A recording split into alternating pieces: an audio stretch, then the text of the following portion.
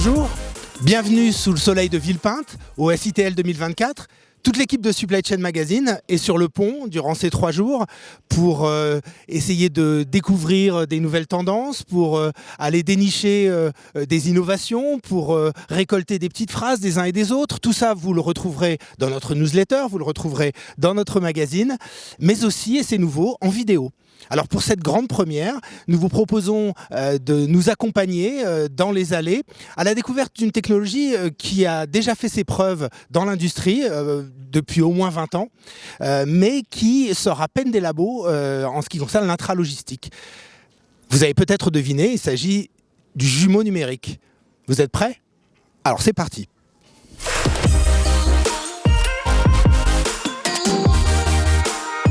Premier arrêt au stand chez Square Management. Ce cabinet de conseil a travaillé déjà depuis 2 ans sur le sujet du jumeau numérique. D'abord en tant que sujet de recherche, mais aussi, vous allez le voir, de manière très concrète. Suivez-moi, on va interviewer Emmanuel et Selmen. Bonjour Emmanuel. Bonjour. Bonjour Selmen. Bonjour. Alors dites-moi Emmanuel, un jumeau numérique, c'est quoi exactement ? Eh ben, un jumeau numérique, c'est ça, en fait. C'est ce que vous voyez là, c'est-à-dire une réplique virtuelle à l'identique d'un entrepôt logistique. Vous voyez ici, on voit bien l'activité et on a reproduit à l'identique l'entrepôt. Et alors donc ça sert à quoi finalement ? Parce que là, on a vu déjà des choses comme ça qui simulent un entrepôt, y compris dans les WMS. C'est quoi la différence ? Alors ici, en fait, on simule la totalité de l'entrepôt et le but, c'est de pouvoir ensuite jouer des scénarios, ce qu'on appelle as it ou how to, pour simuler des cas et être capable de prendre les bonnes décisions. Selmen ? Effectivement, à l'encontre des WMS, le jumeau numérique, c'est dynamique. Donc ça permet de simuler des scénarios dynamiques et de voir aussi l'interconnectivité des paramètres tout petit peu. Donc si on change quelque chose, qu'est-ce que ça change dans tout l'entrepôt ? Et ça veut dire que là, il y a des données en temps réel, il est alimenté en temps réel ? Ce jumeau que vous voyez là, il est alimenté par des données historiques, mais qui sont analysées à fur et à mesure du temps. Effectivement, pour reprendre un scénario, mais on peut aussi jouer avec les ressources, jouer avec la configuration de l'entrepôt pour simuler des scénarios, soit d'amélioration ou d'optimisation des processus. Alors Emmanuel, c'est à la fois ce que je disais, un projet au départ de recherche, mais finalement, maintenant, ça devient très très concret. Chez qui vous le... Alors évidemment, les auditeurs du podcast en savent un peu plus, mais tout le monde n'a pas vu, peut-être écouté le podcast. Qu'est-ce que ça apporte et aujourd'hui, quelles sont les applications concrètes que vous avez déjà réalisées ? Alors là, il s'agit de notre premier pilote qu'on a fait avec SPI et leur client Ferrero.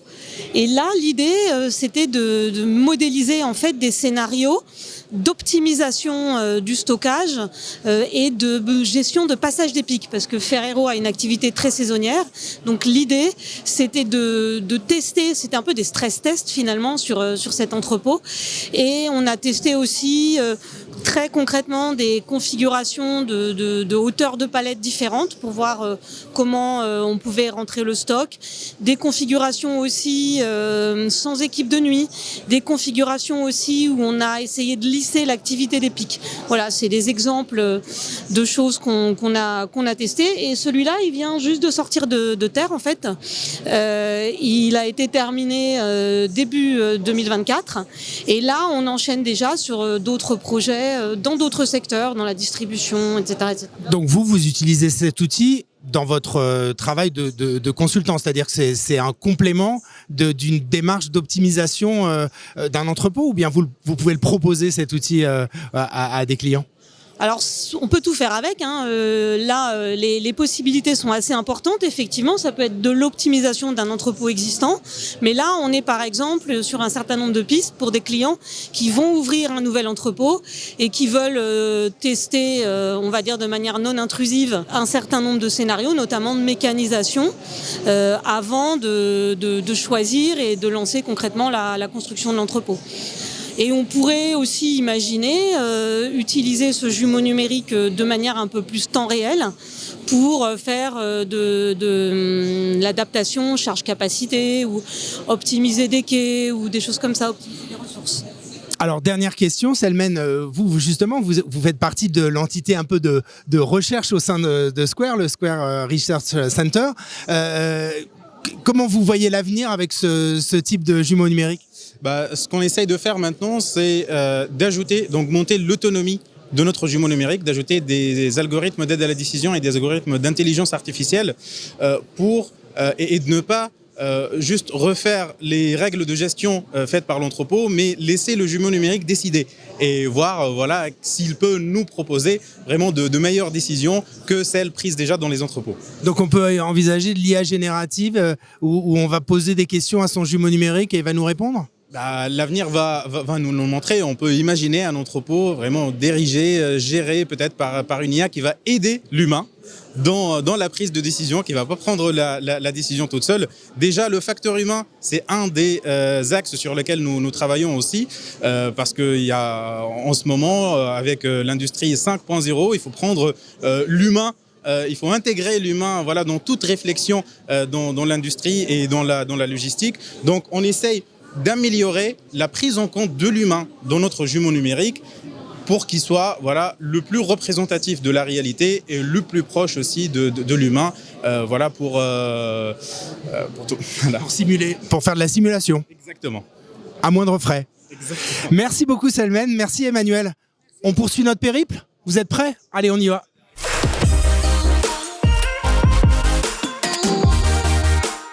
Deuxième arrêt au stand chez Daxer. Le prestataire logistique et transport a développé depuis à peu près 4 ans, avant le Covid déjà, un jumeau numérique pour l'entrepôt. Mais vous allez voir, ce n'est pas forcément des applications pour la préparation de commandes.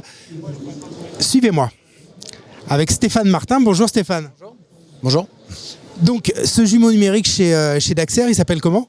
Il s'appelle Attilo. Et Attilo, ça veut dire quoi? Alors, ça veut dire Advanced Indoor Localization and Operation. D'accord. Et donc, ce jumeau numérique, au départ, là, vous l'avez donc développé avec l'Institut Fraunhofer IML. Pour quel était l'objectif? Alors, l'objectif, à l'origine, c'est vraiment de rendre le réel de manière virtuelle. C'est d'apporter une vision digitale de notre système d'exploitation, mais surtout d'apporter toute la partie optimisation et la partie automatisation avec de l'intelligence artificielle. Mais donc ça, c'est pour des opérations, là, c'est plus des opérations en entrepôt, mais plus liées au transport, c'est des opérations un peu de cross-dock par rapport à des opérations type préparation de commandes, c'est bien ça, c'est plus cross-dock? Alors, c'est plus cross-dock, c'est tout ce qui va concerner les opérations de groupage, donc les entrées-sorties dans nos entrepôts de transport et de logistique. Et l'objectif, si vous voulez, c'est de pouvoir apporter du digital et d'apporter un outil, on va dire, numérique à nos opérateurs. De plus en plus, on a des digital natives qui rentrent dans nos entrepôts. Donc, c'est aussi le fait de pouvoir avoir de manière informatique tout ce qui va se passer dans nos entrepôts. Mais donc, ça veut dire que c'est alimenté en temps réel, c'est-à-dire que vous avez des capteurs sur toutes les palettes, comment ça se passe? Ça veut dire qu'il y a quand même un certain nombre de prérequis à avoir? C'est une très bonne question. Alors, c'est quoi le standard de cet entrepôt dit digital? C'est entre 600 et 800 scans optiques qui vont être mis dans les agences. Et de ces scans optiques, aujourd'hui, on va pouvoir numériser l'ensemble de nos produits. Vous aurez un petit code RFID qui va vous permettre d'identifier en fait la palette, de pouvoir la mesurer et de pouvoir à tout moment l'identifier dans l'entrepôt. D'accord, donc ça permet de gagner, j'imagine, en traçabilité, en productivité, on peut... Et en chargement, bien entendu. On va être capable aujourd'hui d'identifier exactement la taille d'une palette, d'avoir son poids, d'avoir ses dimensions. Et l'intelligence artificielle, qu'est-ce qu'elle va faire? Elle va nous apporter les informations dont on a besoin, notamment pour les chargements. Aujourd'hui, le futur dans le transport, c'est quoi? C'est d'être capable d'optimiser nos chargements. Et toutes ces intelligences artificielles vont nous aider, déjà nous, transporteurs, à nous digitaliser. On était un petit peu en retard sur certains sujets. Et là, c'est vraiment prendre de l'avance dans nos process à venir et bien entendu dans le projet de développement d'Attilo au niveau des agences en Allemagne, potentiellement bientôt au Danemark et dans d'autres agences à venir. Ah bah vous devancez ma question. Attilo, il est déjà sorti des labos. Hein. Il y a déjà au moins 2 agences en Allemagne qui sont équipées. Et donc la feuille de route après, donc vous m'avez dit Danemark, on s'attend à ce qu'il y ait aussi de la France dans les agences d'accès en France? Alors c'est une bonne question à laquelle je ne peux pas répondre. On sait qu'on a une dizaine d'agences en cours de déploiement. Hein. C'est un investissement qui est lourd.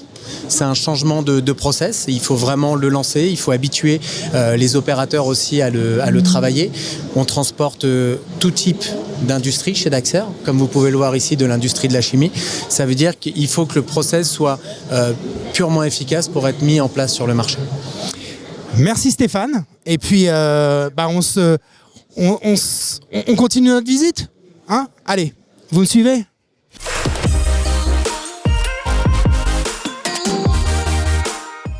Dernier arrêt au stand pour notre petit périple sur le jumeau numérique. Là, on est sur le stand Logs qui travaille avec le CEA depuis 2019 sur un projet de jumeau numérique dans l'entrepôt pour leurs clients.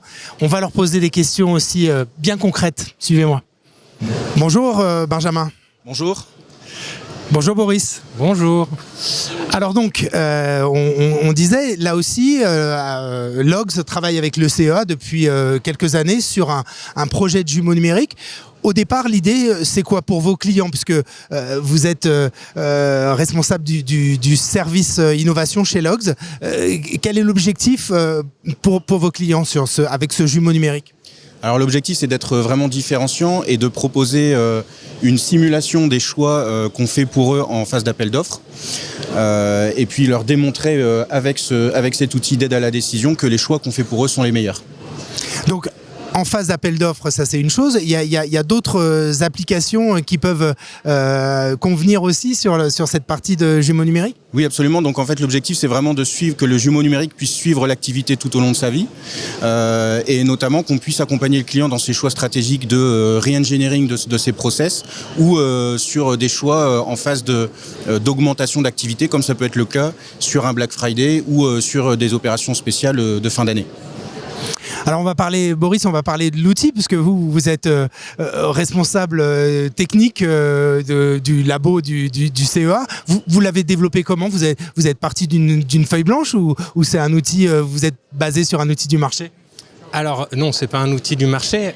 On n'est pas parti de la feuille blanche non plus, puisque ça fait plus de 15 ans que le CEA fait de la modélisation de systèmes complexes, historiquement pour le nucléaire, mais il n'y avait rien qui existait pour la supply chain. Et donc avec des early adopters comme Logs, ça fait maintenant 4 ans qu'on a développé ce socle logiciel de jumeaux numériques pour les entrepôts. Ça fonctionne comment? Est-ce que vous pouvez juste nous donner quelques indications? Est-ce que un jumeau numérique, finalement, on lui pose des questions, on bouge des curseurs? Comment on fait pour l'utiliser? Parce que finalement, on voit des belles images, quelquefois en 3D d'un entrepôt ou en 2D, mais finalement, comment on l'utilise au quotidien? Alors, comment est-ce qu'on l'utilise au quotidien? Tout dépend qui on est. En effet, donc, avec Logs, par exemple, on va plutôt être dans une utilisation qui peut être des fois opérationnelle, c'est-à-dire prédire comment va se passer la journée de demain, d'aujourd'hui, de manière à prendre les bonnes décisions. D'accord ? Prendre les bonnes décisions face à un absentéisme, prendre les bonnes décisions face à une grève des transports, prendre des bonnes décisions face à peut-être des choses qui peuvent se passer dans l'entrepôt, ou alors de manière beaucoup plus stratégique, voilà, avoir des réflexions. On l'a vu pendant le Covid, un basculement du retail vers le web, et donc essayer de comprendre quelles sont les bonnes décisions à prendre sur l'organisation de l'activité dans l'entrepôt, de manière à être le plus résilient et le plus performant. Mais et comment on pose la question? Parce que là, finalement, c'est des scénarios qu'on va envisager. Mais comment, là, par exemple, est-ce que vous avez déjà testé un petit peu la manière dont on pose une question aux jumeaux numériques? Ouais, alors en fait, c'est relativement simple dans la façon de faire. Là où c'est complexe, c'est dans tout le travail qui a été apporté par le CEA. Donc effectivement, le jumeau numérique, c'est un ensemble d'algorithmes. On va venir injecter des données d'entrée et des ressources et des process. Et à partir de ça, on va retrouver ce qu'on voit derrière nous, la carte de l'entrepôt et l'activité réelle qui se passe dans l'entrepôt. Et à partir de cette simulation, on va récupérer les indicateurs, qui sont les indicateurs avec lesquels on s'anime avec nos clients. et sur lesquels on va surveiller les taux de service, etc. Et bien sûr, on va pouvoir faire des simulations. Là, les simulations qu'on propose, c'est qu'est-ce qui se passe si du jour au lendemain, je décide que l'activité va être doublée, comme encore une fois, ça peut être le cas sur des périodes de pic. Là, on le voit, en fait, le taux de service a tendance à descendre en dessous des 80%. Alors là, dans la simulation, on a doublé le nombre de commandes à préparer. On voit que néanmoins, le taux de service reste au-dessus des 80%. Toute l'idée, c'est de dire avec nos clients, d'échanger avec nos clients, est-ce que 80% c'est suffisant? Ou alors, est-ce qu'il faut ajouter des ressources? Si on ajoute des ressources, on peut ajouter un peu de ressources de 7 personnes, par exemple, dans la simulation en activité basique. On va passer à 9 personnes. On propose de passer à 9 personnes. Qu'est-ce qui se passe? On retrouve un taux de service à 100%. Donc, on a récupéré finalement la capacité à travailler et le service rendu à nos clients. Mais par contre, le jumeau numérique, comme l'explique souvent Boris, il permet de modéliser des systèmes complexes. C'est-à-dire qu'il y a ce qui se passe sur la préparation, mais il y a ce qui va se passer aussi sur la réception. Et sur la réception, on va voir que le taux de service est moins bon. D'accord ? Donc en fait, on a mis l'effort, la priorité sur la préparation, mais on est venu dégrader, on accepte de venir dégrader la réception. Alors on l'accepte ou on l'accepte pas. Troisième scénario, on peut se dire, on ajoute encore plus de ressources et à ce moment-là, on retrouve du coup le taux de service également en réception. D'accord, mais alors ce qu'on voit là, c'est qu'on répond à des questions précises. Ça veut dire que le jumeau numérique tel qu'on l'envisage, il peut pas répondre à toutes les questions. Enfin, il faut le paramétrer, le personnaliser pour répondre à chaque cas d'usage dans l'entrepôt. Alors, ce qu'il faut paramétrer, c'est comment est-ce qu'on exploite les données. Ce qu'il faut voir, c'est qu'un jumeau numérique, c'est comme si on avait un entrepôt qui était complètement instrumenté. D'accord ? Donc là, toutes les données sont disponibles. C'est-à-dire que si demain, on veut faire une étude plutôt sur la partie énergétique, on pourra le faire. Ici, on ne le voit pas, car on n'a pas les diagrammes pour, mais cette donnée est existante. Donc ça veut dire aussi que c'est, par exemple, pour des personnes qui souhaitent se poser la question, qu'est-ce qui se passerait si j'instrumentais telle et telle chose dans mon entrepôt? Qu'est-ce que je pourrais en faire? Quel est le bénéfice que je pourrais tirer de ça? On peut le faire grâce au jumeau numérique. Donc ça veut dire que c'est aussi pour les équipementiers et les offreurs de solutions, au-delà des prestataires logistiques, le jumeau numérique, c'est une manière aussi d'arriver à convaincre et d'arriver à expliquer finalement comment des nouvelles fonctionnalités peuvent voir le jour dans un entrepôt.